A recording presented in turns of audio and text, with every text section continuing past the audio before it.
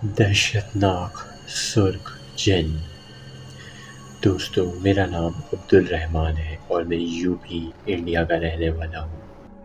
میں آپ سب کو میرے دوست وسیم کے ساتھ پیش آیا ایک دردناک واقعہ بتانا چاہتا ہوں.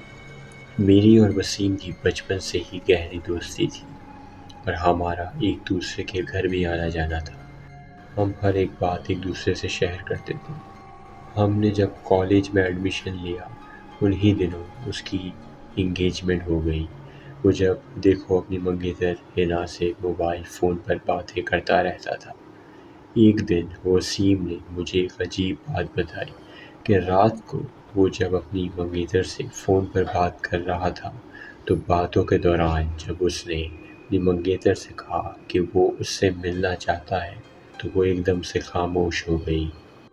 پھر کچھ سیکنڈز بعد اچانک حنا کی آواز بدل گئی اور وہ بہت غصے میں مردانہ سی آواز میں بولی، کیا بکا تو نے؟ اس سے ملنا چاہتا ہے؟ اب اگر ایسا سوچا بھی تو میں تجھے تیرے ہی گھر میں آ کر دفن کر دوں گا. یہ سن کر پہلے تو وسیم کو ایک جھٹکا سا لگا. یہ کال پر کون آ گیا ہے؟ اس کی منگیتر سے کسی نے فون تو نہیں لے لیا؟ یا وہ پاگل ہو گئی ہے جو ایسی آواز نکال رہی ہے؟ پھر وسیم کو ہنسی آ گئی کہ شاید وہ مذاق کر رہی ہے. وسیم نے بھی اسے مذاق میں کہا، اچھا تم مجھے دفن کرو گی اپنے ہونے والے سہاگ کو؟ ٹھیک ہے، آ جاؤ دیکھتے ہیں. تو وہ اور بھی غصے میں بولی، بکواس بند کر، آج رات دیکھ تیرے گھر میں کیا ہوتا ہے. یہ کہہ کر اس نے فون کاٹ دیا اور وسیم حیران رہ گیا. اگلی صبح جب وہ مجھ سے ملنے آیا اس نے پہلے تو رات کی کال والی ساری بات مجھے بتائی. پھر اس رات اس کے ساتھ جو ہوا وہ بھی بتایا. ہوا یہ کہ رات کو کال کے بعد وہ ہنستا رہا اور سو گیا. رات 2 سے 3 بجے کے قریب اچانک اس کی آنکھ کھلی تو اس نے دیکھا کہ روم میں اس کے سامنے ایک بہت ہی عجیب اور بھیانک سا آدمی بیٹھا ہے. وہ پورا لال رنگ کا تھا. اس کا چہرہ کلیئرلی نظر نہیں آ رہا تھا. وہ آدمی کہنے لگا، اٹھ گیا تو؟ یہ لے میں آ گیا، اب دیکھ تیرے ساتھ کیا کرتا ہوں. پھر وہ آدمی تو وہیں بیٹھا رہا مگر وسیم کو ایسا لگا کہ اس کے گلے کو کسی غیبی ہاتھوں نے پکڑ کر دبوچنا شروع کر دیا ہے. اس کی سانس رکنے لگی، وہ تڑپنے لگا اور جو دعا یاد آئی پڑھنے لگا اور اللہ کا نام پکارنے لگا. تو وہ پراسرار آدمی کچھ ہی سیکنڈز میں اس کے سامنے سے غائب ہو گیا. وسیم کے گلے پر سے دباؤ ختم ہو گیا اور وہ بے ہوش ہو گیا.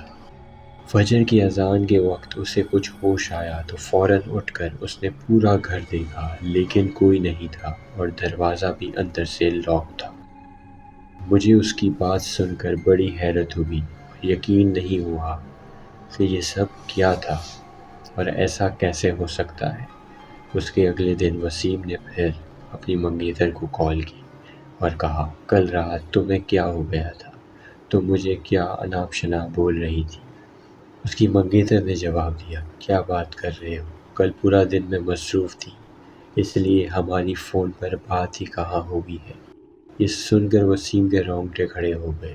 اس نے فوراً مجھے کال کی اور کہا، یار لگتا ہے حنا کی طبیعت ٹھیک نہیں ہے، تم بائک لے کر آ جاؤ، ہم ابھی اس کے گھر چلتے ہیں. پھر ہم دونوں وہاں گئے تو اس کی منگیتر کی امی نے دروازہ کھولا اور وسیم کو دیکھ کر رونے لگی. وسیم نے پوچھا تو انہوں نے اپنی بیٹی کی طرف اشارہ کیا. حنا گھر میں توڑ پھوڑ کر رہی تھی اور وسیم کو دیکھتے ہی نہایت غصے سے بدلی ہوئی آواز میں بولی، تو یہاں بھی آ گیا؟ لگتا ہے تجھے اپنی زندگی عزیز نہیں. اگر تو نے اندر قدم رکھا تو تجھے یہیں پر زندہ دفن کر دوں گا. وسیم بولا، یہ کیا بول رہی ہو تم؟ اس نے جیسے ہی گھر میں قدم رکھا تو حنا نے دیوار پر ٹنگی ہوئی فوٹو فریم کی طرف دیکھا تو وہ فریم خود اڑتی ہوئی وسیم کے سر پر آ کر لگی. اس کے سر سے خون بہنے لگا. وسیم کے سسر اور سالے نے باہر آ کر حنا کو پکڑ کر بٹھا دیا اور وسیم کے سر پر پٹی باندھ دی. حنا کے دادا نے کہا کہ اس پر کسی بوڑھے جن کا اثر ہو گیا ہے. ہم یہ سن کر بہت پریشان ہوئے اور کچھ دیر بعد ہم واپس آ گئے۔ اس کے اگلے دن مجھے وسیم کی کال آئی کہ حنا کی طبیعت بہت خراب ہو گئی ہے اور اسے ہاسپٹل میں ایڈمٹ کیا گیا ہے۔ میں نے بائک نکالی اور ہم فوراً ہاسپٹل پہنچے۔ وہاں ہم نے ڈاکٹر سے حنا کی طبیعت پوچھی تو اس نے بتایا کہ تمام ٹیسٹ رپورٹس کلیئر ہیں، لیکن پھر بھی حنا کی حالت بہت نازک ہے۔ کسی بھی بیماری کا پتہ نہیں چل رہا۔ بہتر ہوگا کہ آپ پیشنٹ کو گھر واپس لے جائیں۔ سبھی پریشان تھے کہ اس کا علاج ڈاکٹرز کے پاس بھی نہیں ہے۔ پھر وہی حنا کو گھر لے آئے۔ حنا نے وسیم کو بلایا اور کہا، میں شاید اب زیادہ دن زندہ نہیں رہ پاؤں گی، اچھا ہوگا کہ تم مجھے بھول جاؤ۔ وسیم کی آنکھوں میں آنسو آ گئے۔ اس نے کہا، ایسا مت کہو، میں تمہیں کچھ نہیں ہونے دوں گا۔ پھر حنا کے دادا کو کسی نے بتایا کہ ایک کامل پیر ہے، اس کے پاس لے جاؤ، یہ ٹھیک ہو جائے گی۔ اسی دن ہم اس کو پیر صاحب کے پاس لے گئے۔ انہوں نے بتایا کہ اس بچی پر ایک بہت ہی طاقتور اور سرکش جن حاوی ہے۔ وہ اس پر عاشق ہے، لیکن اس کا ہمدرد نہیں ہے۔ وہ اسے نقصان پہنچا رہا ہے۔ پیر صاحب نے بتایا کہ آپ کی بچی تیز خوشبو لگا کر کسی ویران سنسان راستے سے گزری تھی۔ وہاں سے ایک خطرناک اور طاقتور جن اس پر فدا ہو گیا اور تب سے اب تک اس پر قابض ہے۔ وہ جن اب آپ کی بچی کو نقصان پہنچا رہا ہے اور اس سے پیچھا چھڑانا ناممکن ہی سمجھے۔ اب بہت دیر ہو چکی ہے۔ پیر صاحب کی بات سن کر سب رونے لگے اور منتیں کرنے لگے کہ کسی بھی طرح اسے بچا لیں۔ تو پیر صاحب نے کہا کہ ویسے تو اسے بچانا بہت مشکل ہے، مگر پھر بھی میں ایک مشورہ دیتا ہوں کہ یہاں سے 80 کلومیٹر دور ایک درگاہ شریف ہے، وہاں پر جاتے ہی اچھے اچھے جنات انسان کا جسم چھوڑ دیتے ہیں۔ وہ مزار ایک بہت ہی جلالی بزرگ کا ہے۔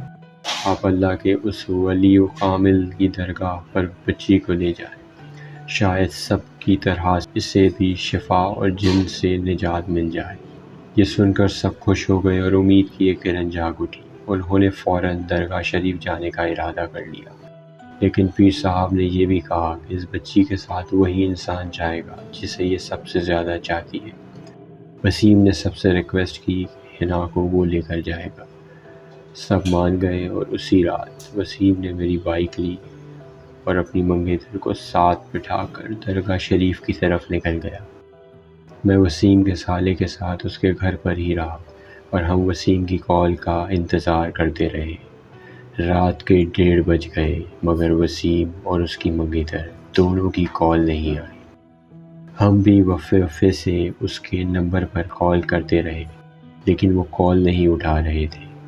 آخر رات کے 3 بجے کے قریب وسیم کے نمبر سے مجھے کال آئی تو ہماری جان میں جان آئی۔ میں نے فوراً کال ریسیو کی، مگر یہ کیا، کال پر کسی اور اجنبی آدمی کی آواز تھی۔